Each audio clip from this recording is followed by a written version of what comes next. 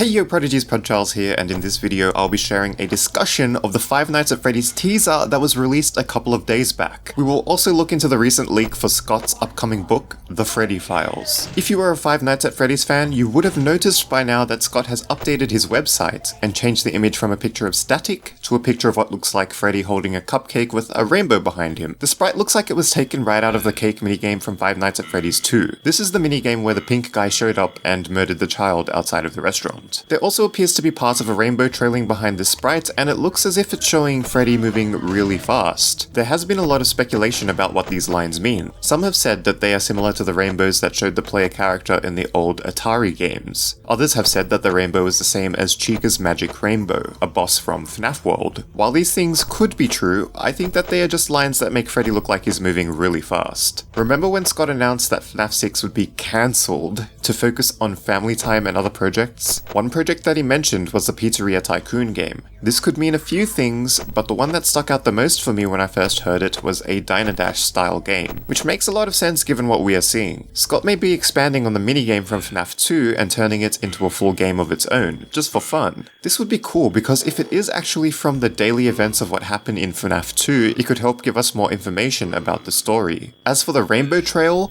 this could be showing Freddy moving really fast to keep one of the kids from leaving the restaurant. The only thing that doesn't line up is that Freddy is holding a cake and not a pizza. But then again, FNAF 2 took place in a pizzeria and the cake minigame happened there, so it still makes sense. Next up, we have this leak from the last page of the Freddy Files, a new book that's set to release just before the end of August, if the release date doesn't get messed up. But it is interesting nonetheless. The image shows a never-before-seen picture of what appears to be Baby standing around some garbage in front of a graffitied brick wall. The image was confirmed to be illustrated by the same artist who did the twisted animatronic Teasers from earlier this year. Since we've learnt about this new image, the artist has confirmed that the character we see here was designed by Scott Cawthon, and they only drew this image based on the silhouette of a model shown by Scott. This means that this character is legit, is new, and is probably from the new game. The page that this picture appears on, which actually happens to be the last page of the book, states that there are sure to be more games for Five Nights at Freddy's, and whatever's next is certain to fill your nightmares.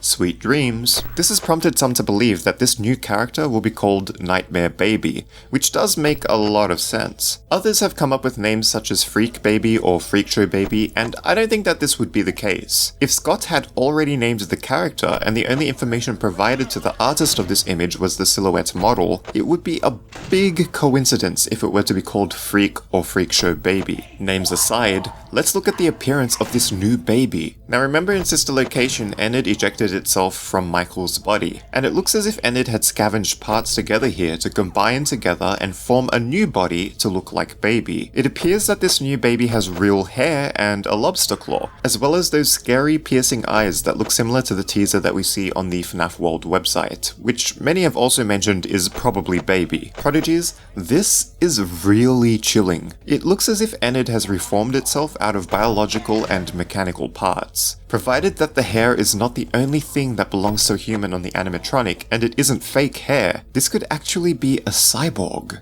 It makes me wonder why Enid would choose to walk around in this form, even if they only make an appearance at night. Enid even left the metal wires that were hanging about in its form in Sister Location to keep hanging up until this point. There are even pins sticking out of this new form that look like they are helping to keep the body together. Was Enid's true purpose to rebuild itself into a killer machine? Also, how would William Afton's daughter play a part in this behavior? Is Enid or William's daughter on a mission to look for William and scoop him with that claw? Kind of like how Michael in Springtrap's body is looking for William too. Perhaps Five Nights at Freddy's 6 will hold the answer.